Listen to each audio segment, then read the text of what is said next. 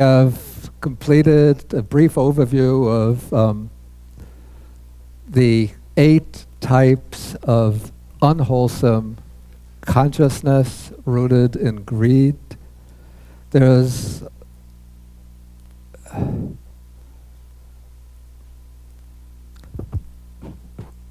an illustration of the 8 types on page 39 of the book, just to make it clear. You see this in the guide to section 7. So we have here, the first is joyfully, with the view that there is no evil in stealing, a boy spontaneously steals an apple from a fruit stall.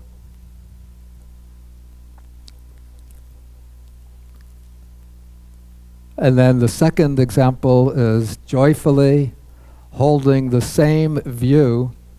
The boy steals an apple through the prompting of a friend. Then cheetahs 3 and 4 are illustrated by the same as 1 and 2, except that the boy does not hold any wrong view. He's just greedy to eat an apple. And then 5 to 8 are parallel to 1 and 4, except that the feeling, that the stealing is done with neutral feeling rather than with joyful feeling. Actually, I thought my example of going to the dance hall is livelier than that of the boy stealing an apple.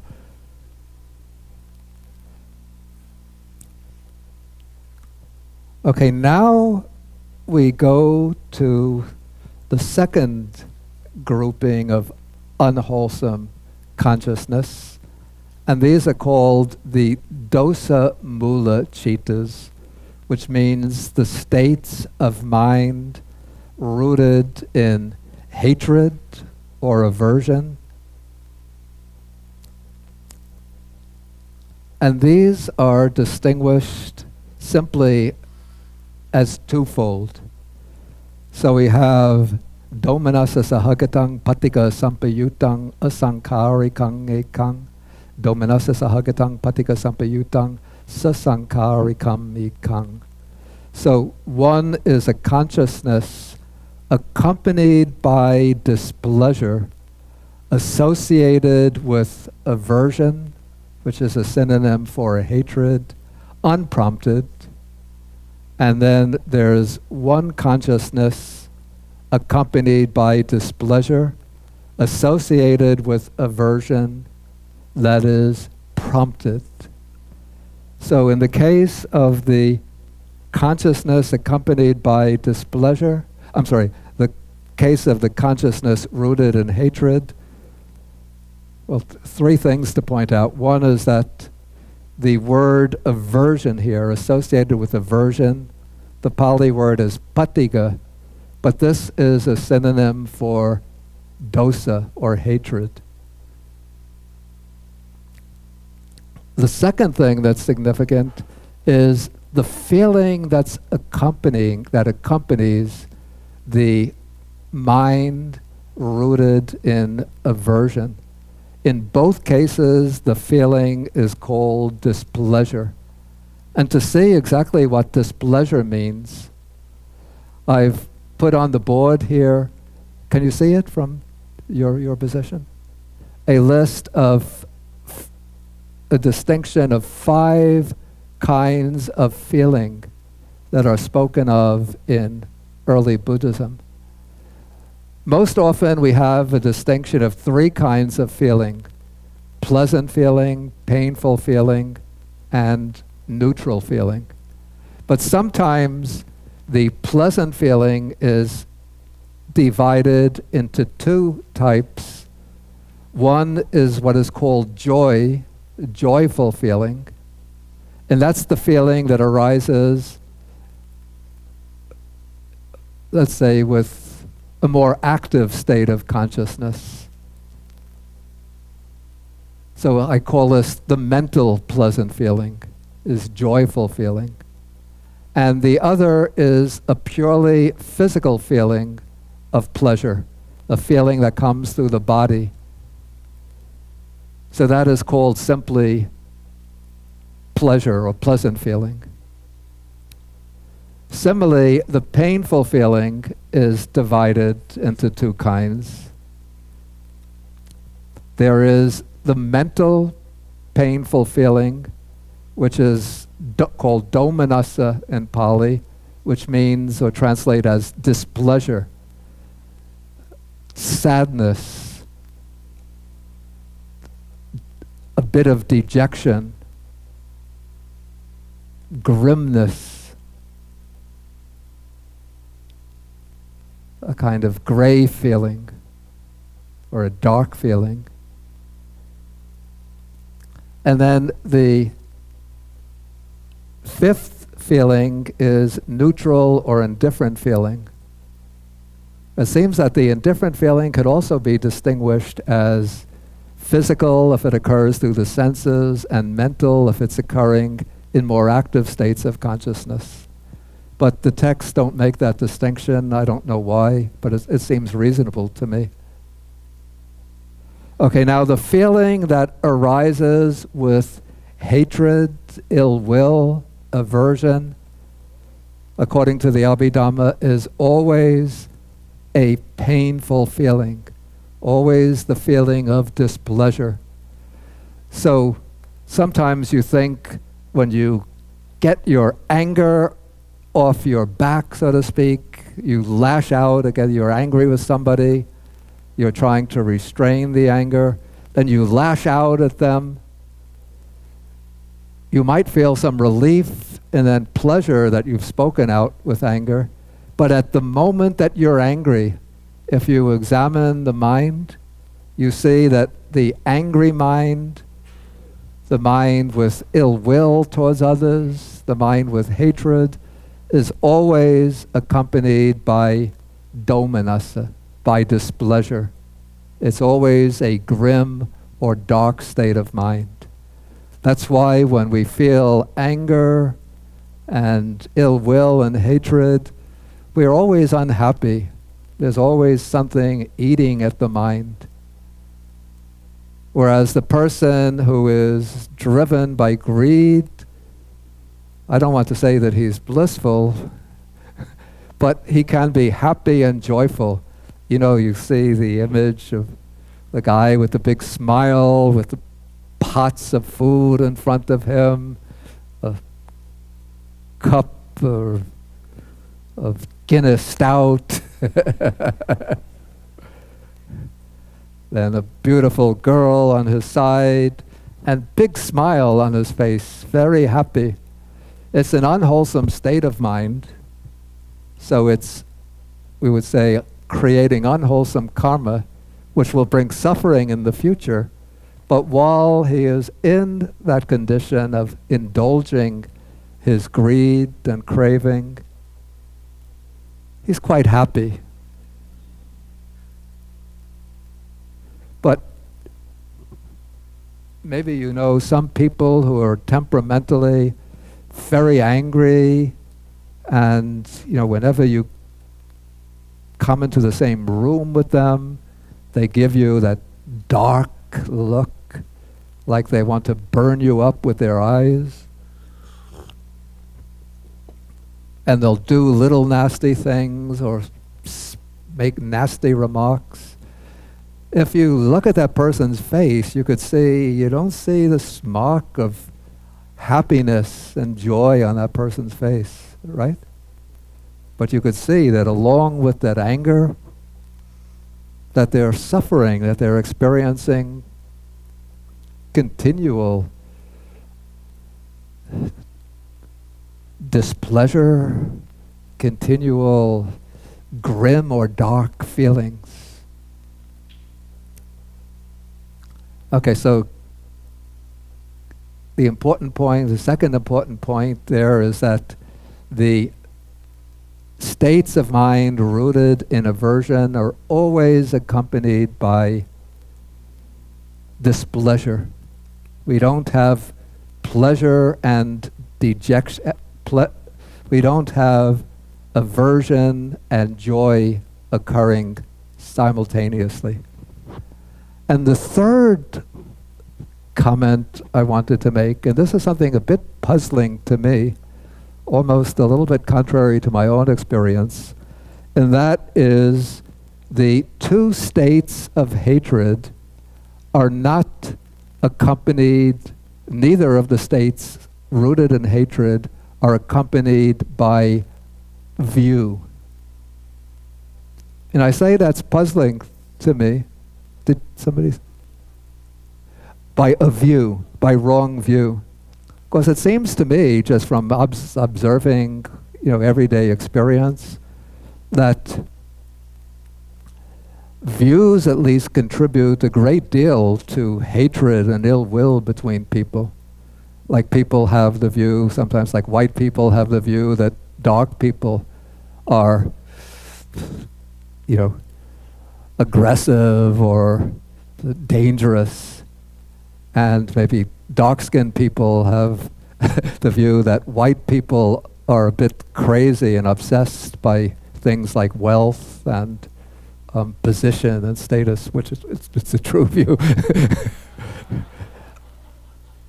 And people of one nationality, like the French used to hold the view that the Germans are hopeless.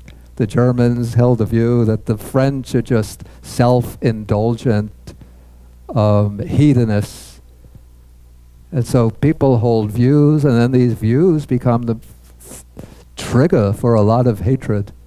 As we could see, even you look at the Middle East now, in Iraq, the Sunni Muslims and the Shia Muslims fighting each other, killing each other. In Syria also, it's a conflict, Sunni and the branch of Shiite Islam fighting each other. So it seems to me almost intuitively that hatred and views go closely together. But I think maybe because the Buddhist thinkers were formulating their ideas against a different cultural background where views were considered to be the views, especially the view of a self, of a permanent self, and the view of some kind of eternal afterlife, which would serve as a stimulus for craving. So for this reason, I think they associated views with greed, with the greed-rooted consciousness, but not with the hatred-rooted consciousness. But I think maybe if we were writing the Abhidhamma, rewriting it today, we would have to put in states of hatred accompanied and not accompanied by views.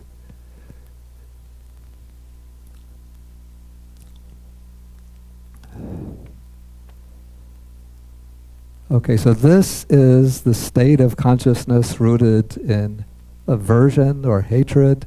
And then to wrap up the unwholesome consciousness, there are two chittas, two states of consciousness, which are rooted exclusively in delusion.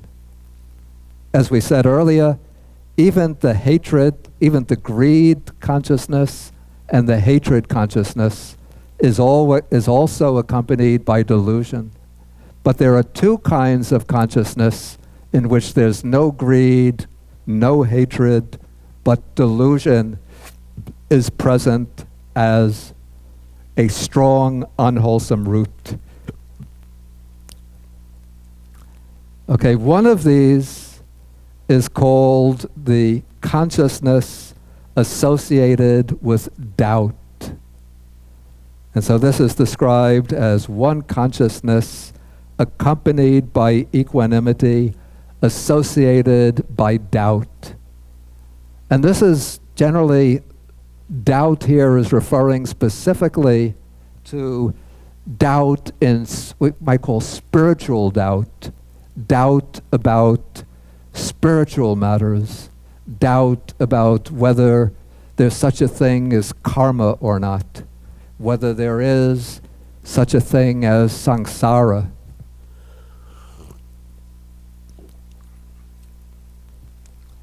Doubt about whether the Buddha is an enlightened one, doubt about the validity of his teaching, doubt about whether this practice is able to lead me to enlightenment. So doubt is described in the Buddha's text as like a forked path in the woods. When one is walking through the woods, and one thinks one is going on the path to come out from the woods, to reach one's destination, then one comes to a forked path, and one can't decide which way to go. So one is stuck at that fork in the road.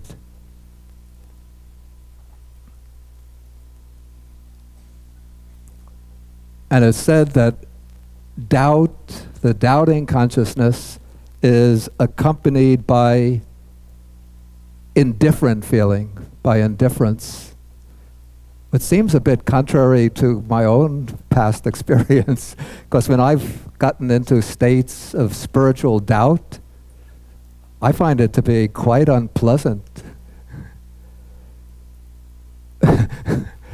But maybe from an Abhidhamma standpoint, what one would say if I was speaking to a really orthodox Abhidhamma master, he would say, what is going on is that when you're in the actual doubt, the feeling is a neutral feeling. But then being in a state of doubt is uncomfortable.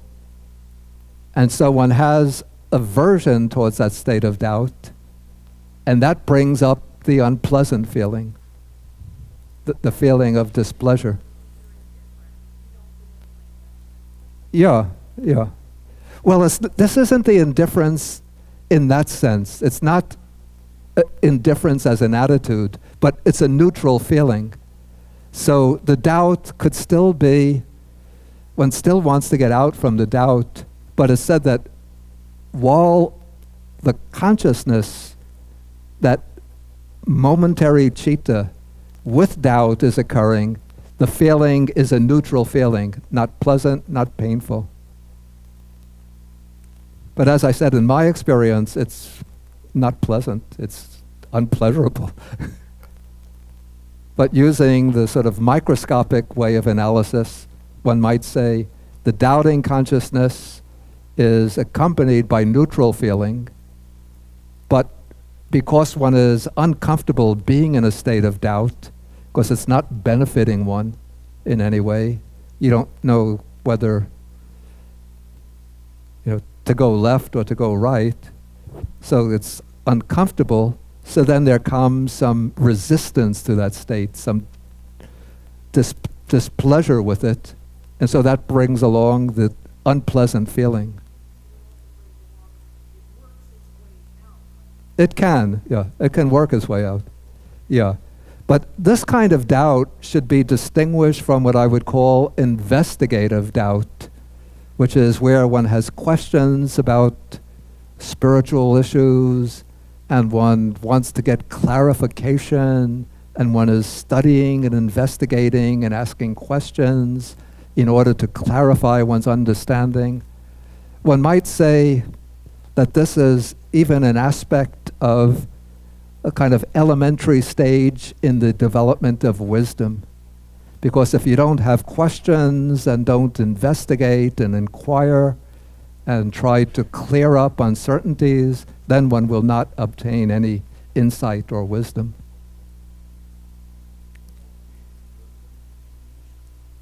Excuse me? Please take a microphone.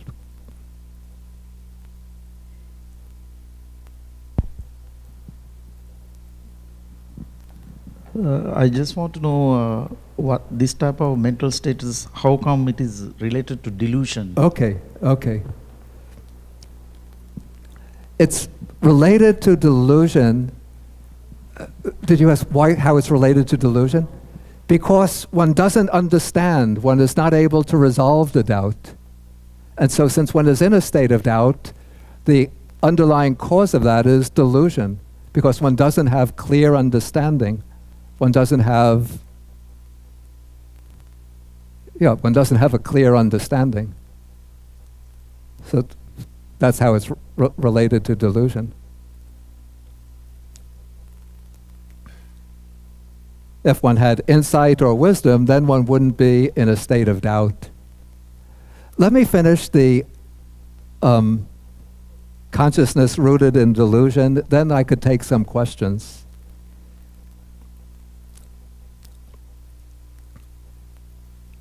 Okay, now we come to the second type of consciousness rooted in delusion, and this is called the consciousness associated with restlessness. So this restlessness, as we'll see, is actually restlessness as a mental factor accompanies all the unwholesome states of consciousness.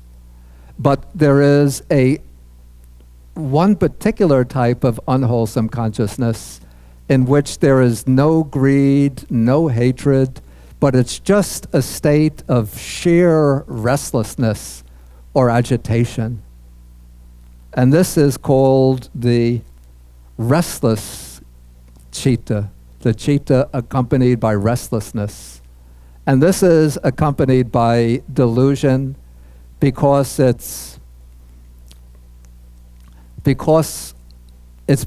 one lacks a clear understanding that the mind is restless and constantly roaming and wandering from thought to thought without being able to settle down and become calm.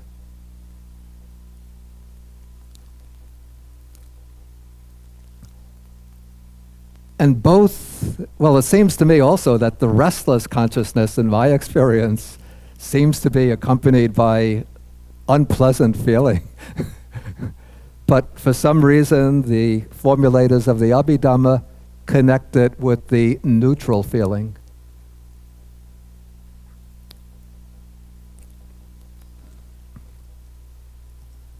Okay, so now we've gone through the 12 types of consciousness, the 12 unwholesome types of consciousness. And if there are some brief and simple questions, I can take them now. Way in the back to my right. Okay, that's it. And stand up and speak directly into the mic. I have two. I'll make them real short. Okay. With the subject we were just talking about, the way I understand it, we are dealing with aversion, delusion, and greed. Yeah. And if you look at the way they're included, where greed would have delusion and aversion would have delusion, Yeah. but delusion could sit by itself. When it sits by itself, it almost sits wandering between aversion and greed. Yeah. For instance, if I have doubt Yeah. of whether there's a heaven, Yeah. which creates a restless Yeah. and doubt, and it is neutral. So I could understand where they were calling it neutral. Yeah. My question though was, because I wrote it down, that was earlier. With the Bhavanga, with the processes, when it comes to averting, there was 5 doors. Yeah. I was wondering why they didn't include the mind as a 6th door. Okay, that is because the mind door process is distinct from a process occurring through the 5 sense doors. So I did point out that the little table showing the mind door process, in that case, one has the adverting at the mind door. They were similar. It was almost a redundancy of the process, only that it was exclusive of the mind. In other words, if the process was the same, with the two receptions and the the stages were identical. No, only there are that they some- separated them. It just wasn't inclusive. No, there are some differences in the stages. There was? Oh. Yeah, yeah. If you look at I'll that look little again. table, but I mean, this is a subject which actually comes later. Okay, Katie. Again, you have to speak with the microphone. Hold the microphone close to the mouth. Stand up, and project your voice. No, I'm saying that because I Yes. have to hear. Thank you. So unprompted, yesterday when you spoke about Dhammas being relationally connected to a totality arising out of in a causal way, could you speak to the 4 types of unprompted, unwholesome, spontaneously arriving citas and greed, or I believe on page 29 there's a reference to there being 4 unprompted, like they sound like they, in the word spontaneous is used, so those are obviously threats. Where do those come from? What are they? Yeah, they just arise of their own accord, so to speak. You know, somebody is just maybe sitting, to give an example, somebody is sitting there reading a book, then suddenly there pops into the mind, so how this happens, the image of a piece of pizza.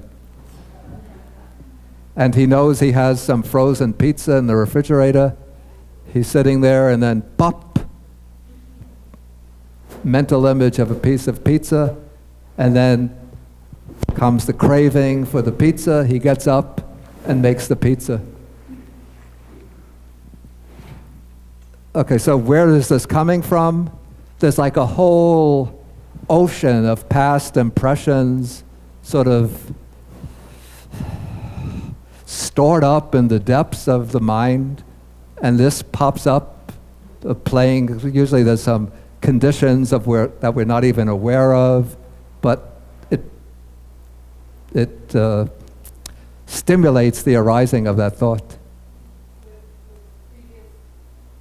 Previous supporting conditions, when you say a host of, an ocean of, can we call that previous supporting Yeah, generally conditions? it would be, in most cases, there would be previous supporting conditions.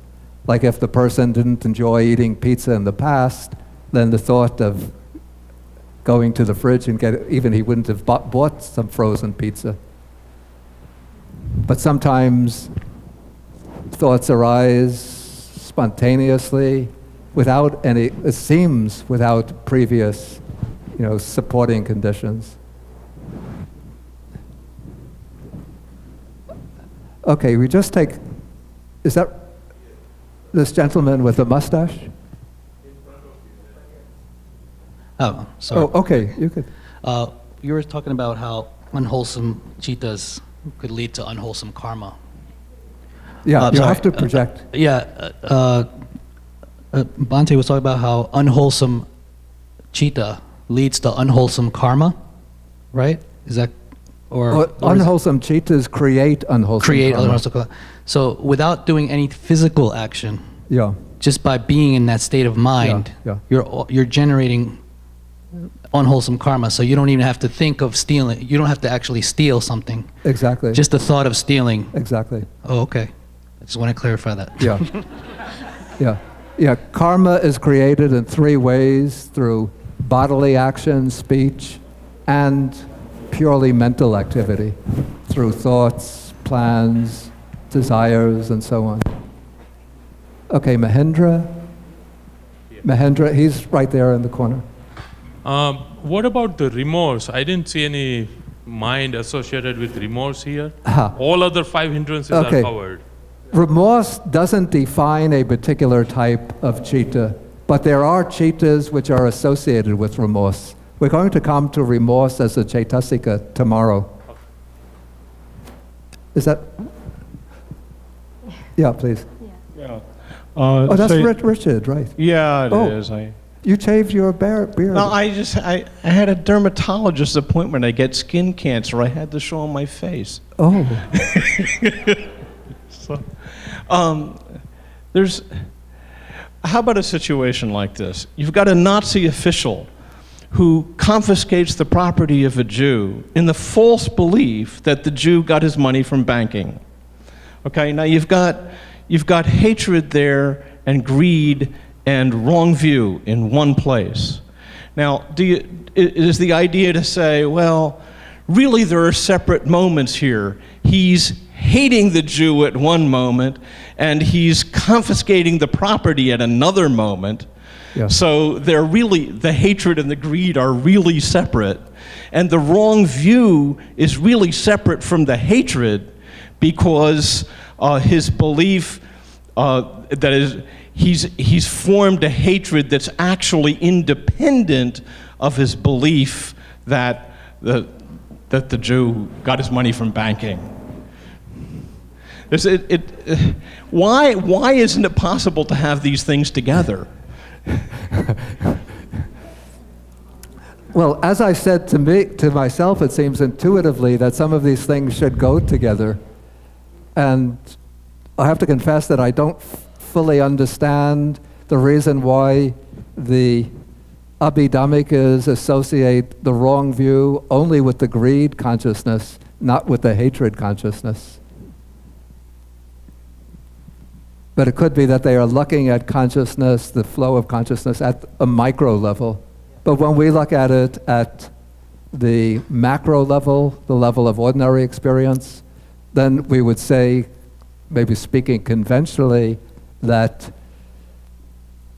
hatred and the wrong view are going together simultaneously, and that the greed and the hatred are going together simultaneously. That's the way they would explain it. Okay, we'll take this question, then I'm going to have to come back to the text. But don't despair if you have your questions, write them down and we take them in the evening. Going back to his question, if thoughts generate karma, right? What if someone has a thought that is not wholesome, but right away, before performing the action, right away the person changed? No, this is not right. Yeah.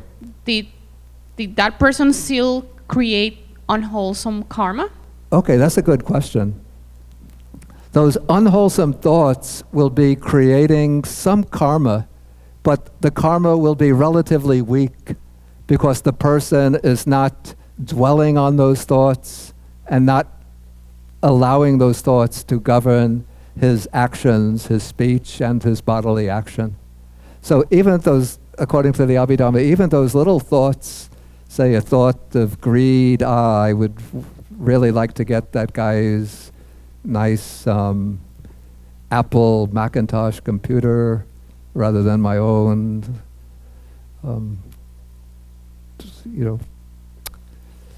PC type computer. But then immediately I think, well, this PC is good enough for me. It works perfectly fine. I don't really need a Macintosh. So even that little thought of greed is creating some little like drops of unwholesome karma. But because one quickly recognizes and dispels that thought of greed, then the greed doesn't get the chance to generate strong karma. I said I'm going to keep it in mind or write it down, because I want to finish. We're a bit behind schedule, and now I want to take what is the difficult group of chittas.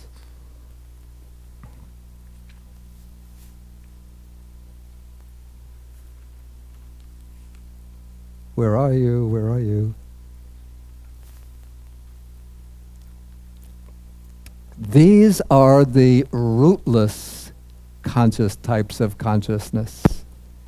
There are 18 types of rootless consciousness. This is consciousness which doesn't have wholesome roots and doesn't have unwholesome roots.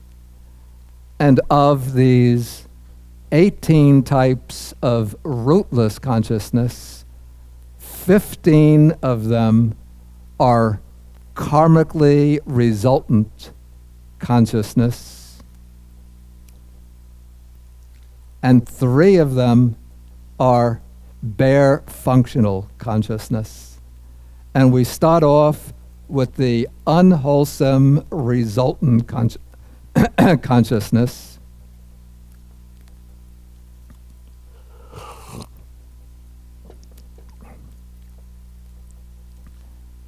And here we have I consciousness, which is accompanied by neutral feeling, ear consciousness, nose consciousness, tongue consciousness. Those four can be results of unwholesome karma, and we'll see that they can also be the results of wholesome karma. But the four types, or actually the 5 types of physical sensory consciousness are considered to occur as the ripening or results of past karma. And of those 5 types of sensory consciousness, the first 4, eye, ear, nose, tongue consciousness, are accompanied by neutral feeling, because it's said that in those types of consciousness, the impact of the object is weak. They compare this to taking a mass of, you have a mass of cotton on an anvil, and then one takes a ball of cotton in one's hand, and one drops the ball of cotton on top of the cotton on the anvil. And so the impact of the ball of cotton on the layer of cotton is going to be very delicate, just cotton hitting cotton. And so at the level of this momentary sense consciousness, the object has a weak impact.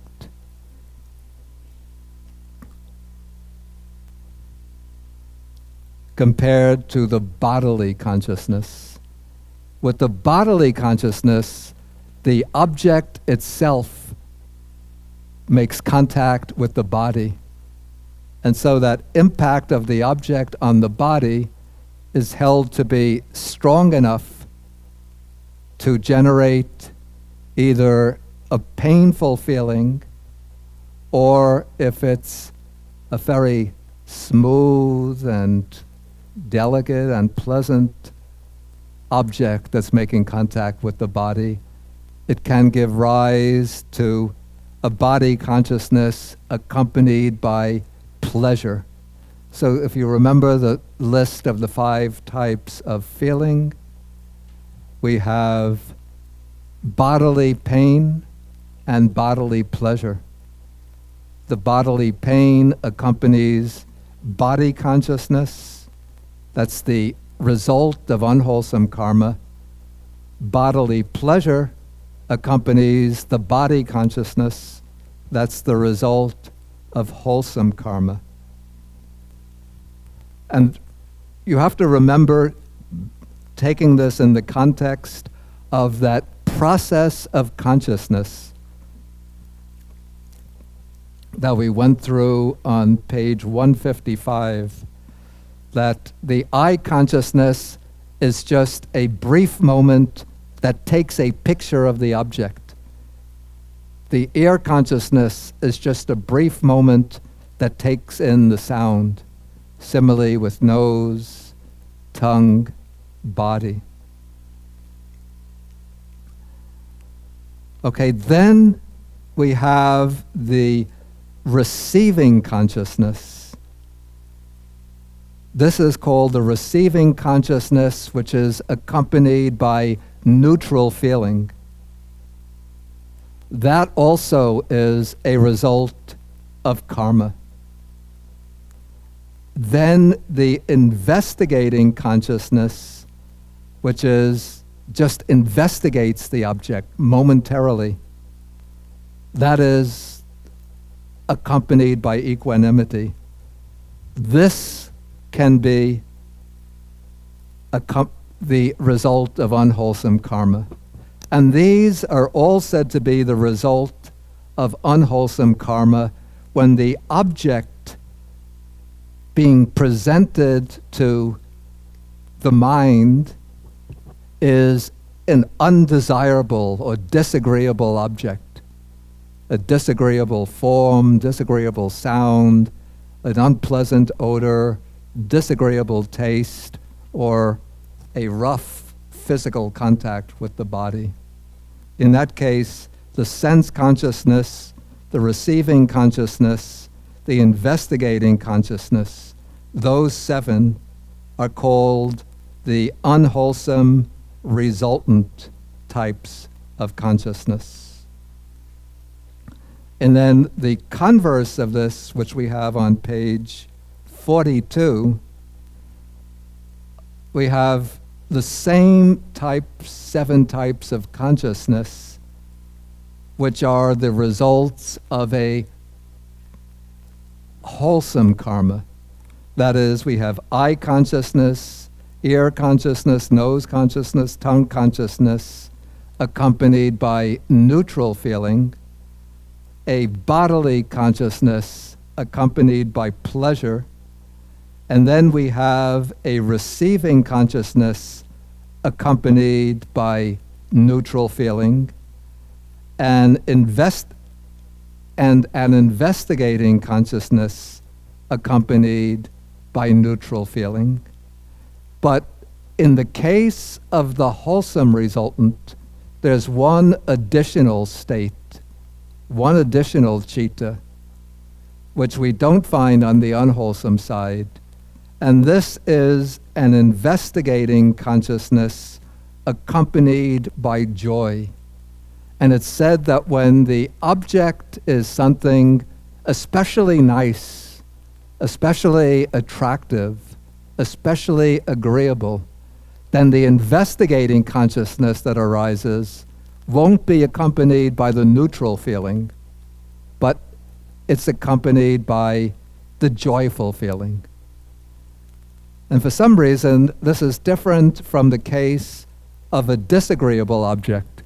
Even when an object is very disagreeable, the investigating consciousness is accompanied by neutral feeling. We don't have the investigating consciousness accompanied by displeasure or painful feeling. But in the case of a very agreeable object, the investigating consciousness is accompanied by joyful feeling, at least if the object is very agreeable. If it's moderately agreeable, moderately pleasant, then the investigating consciousness is accompanied by neutral feeling. Okay, so these are the 8 types of rootless resultant consciousness. Then there are 3 types of rootless functional consciousness.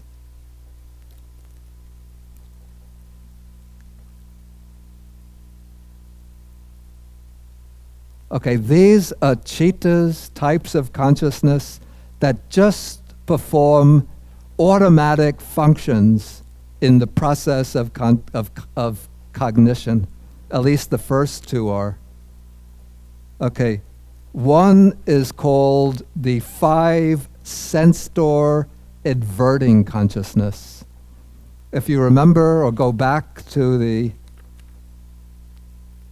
diagram of the cognitive process, right after the bhuvanga stops, there's that citta which hears somebody knocking on the door and is wondering which of my 5 doors is being knocked on. That citta that just turns to one of the 5 doors, that is a purely functional consciousness without any roots.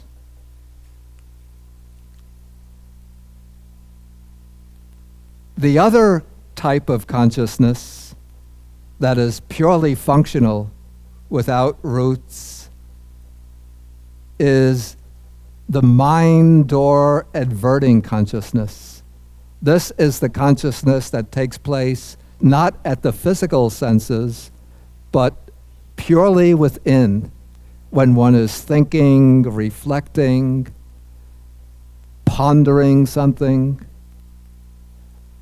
Then, when the object arises, there comes before one fully cognizes that object, there arises, right after the bhavanga, there arises a citta that just turns to the mind door to look, what is the object that's arising?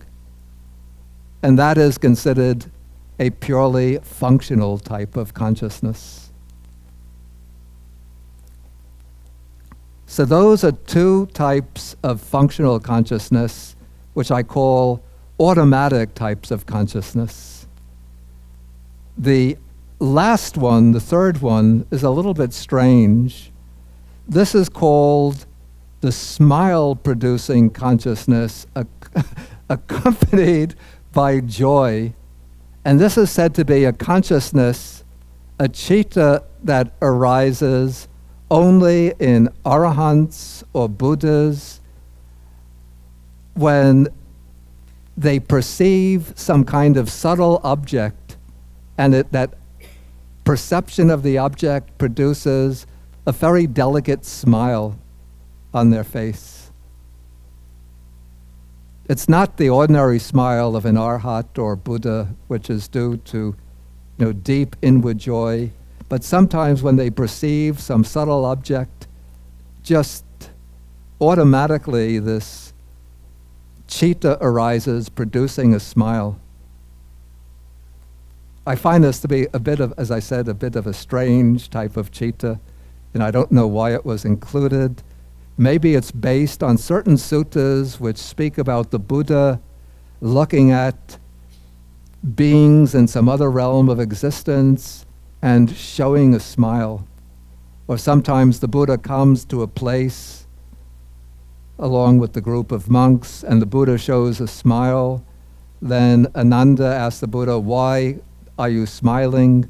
Then the Buddha says, "In the past, Ananda, many aeons ago, I was a villager who lived in this area," and then he will relate a story about a past life of his.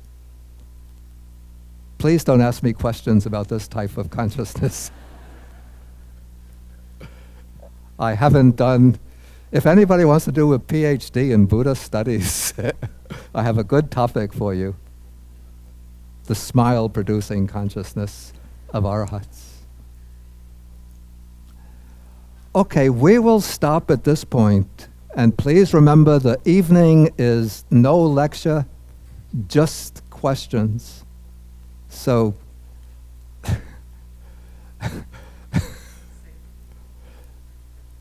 any questions that come to your mind, just write them down or bear them in mind. But please, don't stand up and say, "I'm lost, I'm bewildered." Could you please repeat what you said during the day?